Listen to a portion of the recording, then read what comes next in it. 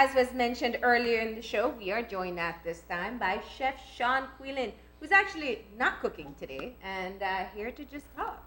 Good morning. Good morning. Welcome. I feel strange. I know. And you relax for the coach. Without your apron and your many tools, I know. but still with the same energy. Yes. All right. It's fun Friday, you know. Yes. So you didn't at least bring something prepared already just to no, share? Sir.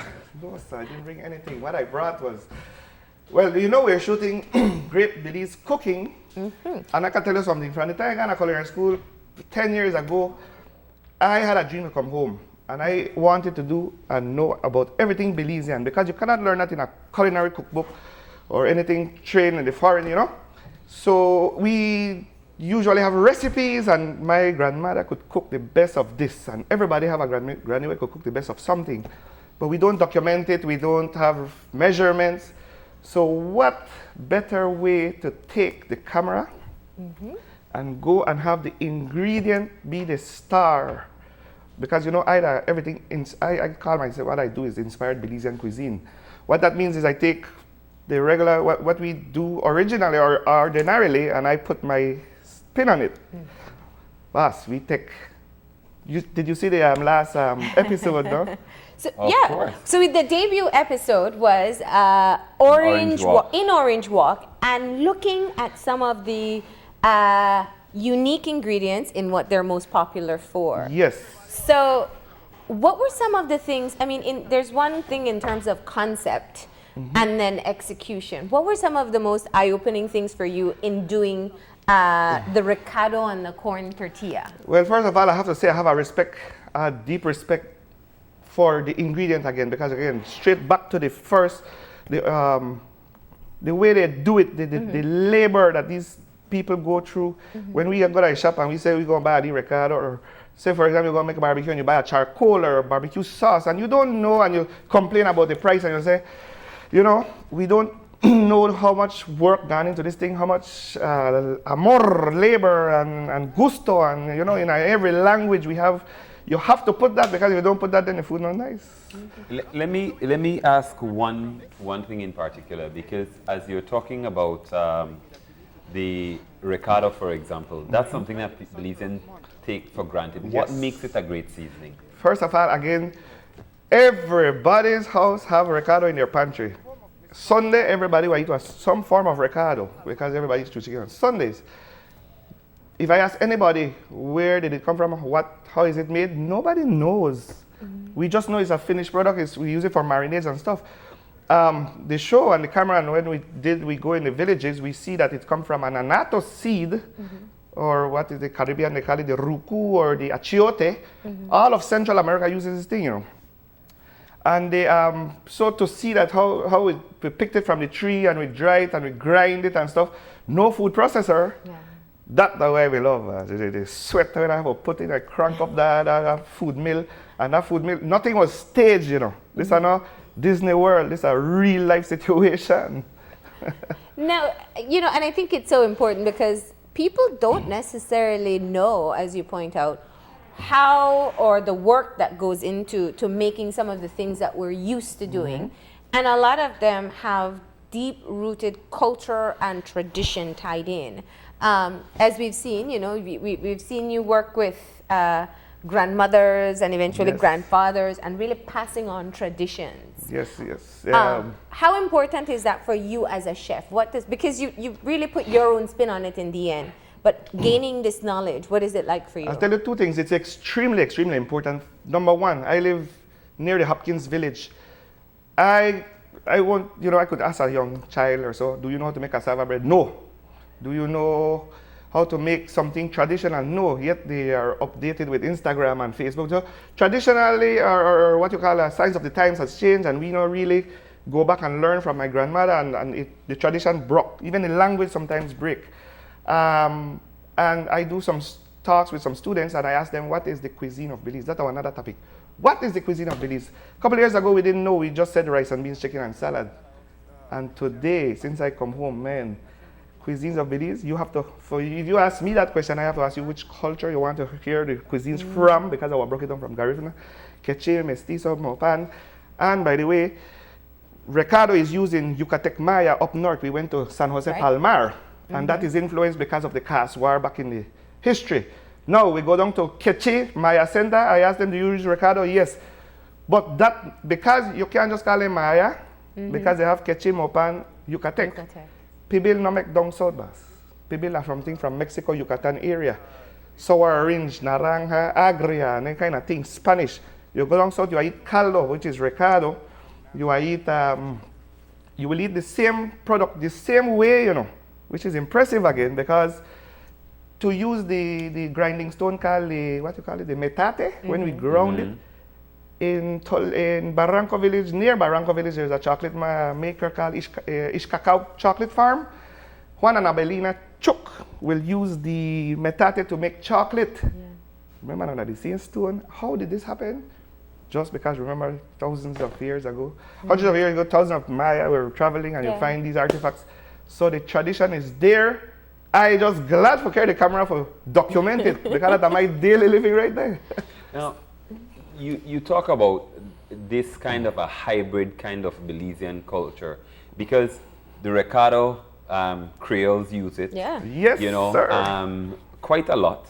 Man. It features in, you know, even in panades and so many other things. Your stew chicken, etc. Why has that become such an important spice for us? I don't know why, but again, just like the. Is it like a kind of one kind of? It's so compact that it has everything in it. Probably it's a marinade that we use. It's the most simplest marinade that we use, and you know what? In the Caribbean, it grows, and it don't use it as a marinade. I found it in the Caribbean. I showed them, you know what this? They don't know that we only use it for color. So guess what? We use it. Every culture use it. Make I tell you more about culture, right? We have, I get excited because I go without the camera. On my daily, with my cell phone, I take a picture and I document on my Facebook page. And let's, for example, have the Garifuna call, a thing called, what is sere? You know, we have coconut broth. Yes. It is technically coconut broth with fish. Then if you put mashed plantain, in hudut. If you put grated green banana, it's called bundiga. If you put sliced, diced banana, right, so it's called tapo. Same thing, you know. 3 different names. Broth Still of fish. a coconut. Now you're going to the village of fish. Burrell Boom. Coconut milk, banana, in fufu now. Yeah. In Matilda foot now. You call a thing tikini. Tikini is brown flour stew. Brown flour. In French, you call it roux. Flour, fat, thickens a sauce. Roux, fancy name, oh my God. You call it tikini, you call it brown flour, I call it Matilda foot. But they all have so much similarity. And that's where I come in now, because you see my inspired Belizean cuisine. I learned the technique. Now I start to do it with whatever I grew up with. Let's talk about roux one more time. If flour and fat thickens because of starch gets swell up, we make tamales. When you add, they have a thing, the difference between boils and tamales, I wouldn't even start to explain that and want to get in a fight because everybody have a different definition. Well, maybe we'll see it in Great Belize Cooking. Yes, we got to find out. We have to go back in San Ignacio to find out one day. So let's talk about what the response has been like. You know, actually, the first show was a pilot, and that was actually what was aired. But what has the response been like since you showcased the first episode? The response has been amazing. Especially, you know who are sorry for? The one who live that states and they can't smell it, right? Because they have, you see, this is connotation, nostalgic memories of growing up. And even if you could go buy this thing in the States and buy the recorder, you cook it in your apartment with the AC, you know, start a smoke alarm go off, you know, feel as good as when you eat it in Belize with, you know, in the real setting. Yeah. The response, amazing. A lot of people say, I didn't know. And that's the kind of response I want. When you tell me, I never know that, I do something good. And then to be able to recreate or to put your own spin using traditional ingredients. Yes. So is that a lot of pressure for you? I mean, obviously. It is a lot of pressure because then you will have critics. Remember where I say that my version of my inspiration, my take on it. Yes, traditionally that's how we do this thing. If I say maybe I could do this like this, I'm not saying it's law, I say that my opinion, my way. So then the critics can understand that I'm just taking it. So you're not aiming to recreate popular dishes. No. Listen to me. When I come in your village, because I'm coming to your village, you know, I will not come to find out the secret of how to make rice and beans because you know how to do that. I will find out maybe how to make the coconut oil. I will find out how to Use it in how many something people know how to hot coconut bass? You go buy it. I know how to hot I've coconut. never, ever husked a How many coconut people know how to before. break a conch out of the shell? No, There's a that one special is spot that- for it. One special spot for make the Slide conch on top. slip out, you know. But you know, it's interesting that you're taking this kind of approach because there are a lot of things that we use that people take for granted. We almost have the supermarket kind of mentality now. Oh, man. You know, you go to, you know, buy the ricotta, but you don't even know what's in the ricotta. Very that good, makes it. sir. The ricotta that we buy, they want to have fillers. You will have like. They have first- masa, mince. It has what- masa as a filler. The one that we made in Palmar was 100% highly concentrated red. Tell me finger, I look like I can vote all month long because it's red. Speaking about supermarket, I'll tell you that because of it's human nature, we have branding is powerful. If I go buy charcoal, if I go buy cornflakes, if I see I call it the barcode effect thing, right? You see the barcode, it look pretty chocolate, Cadbury. I don't want to say the name, but any chocolate that has a pink and purple and it attracts your eyes versus the one in the silver packet from Belize, say Gosh chocolate, Ish cacao chocolate. Guaranteed you might choose the one because it comes from another country. Your bobo, but the same cacao come from Belize, Ghana, come right back. You might buy one. And you get a purer version here. Yes, sir. More organic, less More organic. additives and preservatives and all of that. You know, like I said, it's about charcoal because maybe we do that soon. You know, I buy what dirty charcoal in a BSI sack we don't use. It look black and so you dirty your car trunk because you buy the one way. Which one may more organic bass? You think the man will go make charcoal go fertilize this tree before he burn it? You boom. It's just naturally.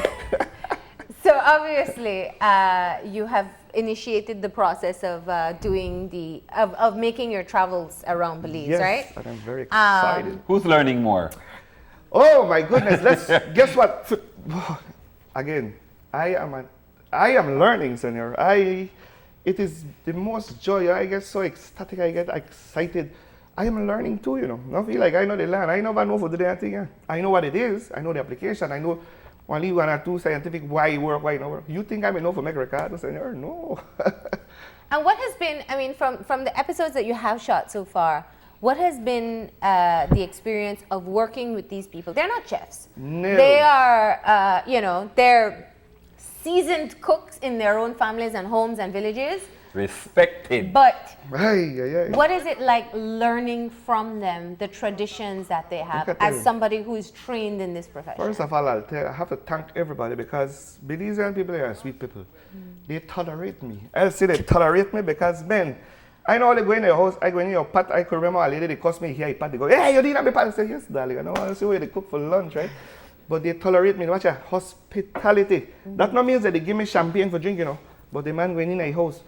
He married 25 years ago. He broke out that leak. Wine with me, they save and give me a little taste. Or just the hospitality, just welcoming me and tolerating me. I thank you. Great. So we have a bit more coming, of course. It's how many episodes are in the season? We have 6 episodes in the season. So that every district, right?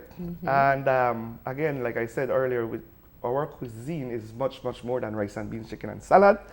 No feel like 6 seasons could cover the whole country and our cuisine because it's endless and it's too much fun for me, man. Too much. It's almost difficult to be able to choose. You have to slow me down sometimes. I want to do everything. I know. Watch, I'm not going to Gales Point yet. How many people going to Gales Point? How many people know? Oh my goodness! Like I tell you, watch, when I reach PG, So do you have a wish list of the things from Belizean cooking that Yes. every Belizean should know? Yes. Well, Ricardo is one. Coconut oil, coconut milk, fish. Of course, fishing. How many people have? I don't know how to knock down a cohoon tree yet, so I can't wait for go knock down a cohoon tree and make cohoon cabbage. Chocolate making, because like I said, the youngsters now just see the finished product. They didn't realize it's a pod and you have to ferment it for 7 days and do this process. Watch a labor intensive things, man. And in the end, it's just, you have to respect the ingredient. Okay. and we get to travel along with you on the journey. Oh, yeah. So when is the new show? Tuesday coming. And will you tell us where you're traveling? I am in Belize City. I can tell you something. You hear what I say? I'm in Belize City. Well, I'm a district man, and you know, culture there everywhere. Driving up the road, you'll find coconut, you'll find things on the highway. You go to Rinjak, you'll find sack prayer and these things with salt, pepper, burn your mouth. And you think Belize City commercial center of the country and busy and stuff, and you might think you don't got culture here. Boss, I find some culture here right here in this city. Amazing. Although you have a lot of cement and concrete, I see one league guava tree, they grow here. And we explored some things though. I can't wait to make you see Tuesday. All right. And what time is it? It is at 8 p.m. right here on Channel 5. Well, Sean, we want to thank you very much. And of course, we encourage our viewers to tune into Great Belize Cooking. Okay. We've been seeing the first or the pilot episode, and now we go into Belize City. Come Tuesday. Miss Chi, I have to tell Miss Chi from Orange Walk. And you have anything you want to show your face? Where you want to learn from, man? I want to send you my list. Please do. Except I know about You've gotten quite a bit of list, right? Send it to us, man. Send it to us. All right. And of course, a new episode is every 2 weeks. So people can catch the Belize City episode on Tuesday. Sean, thank you for joining us. And I think we all look forward to going on the journey with you. Thank you. All right. And with that, we're going to go ahead and wrap our show for today. If you have any concerns or comments that you'd like to send our way, don't hesitate to drop us a line at oye@channel5belize.com, William_oye@channel5belize.com, And Marleni_oye@channel5belize.com. Thank you very much for joining us. And remember to tune in Monday morning at 6:30 when you open your eyes to start your morning right. Have a great weekend.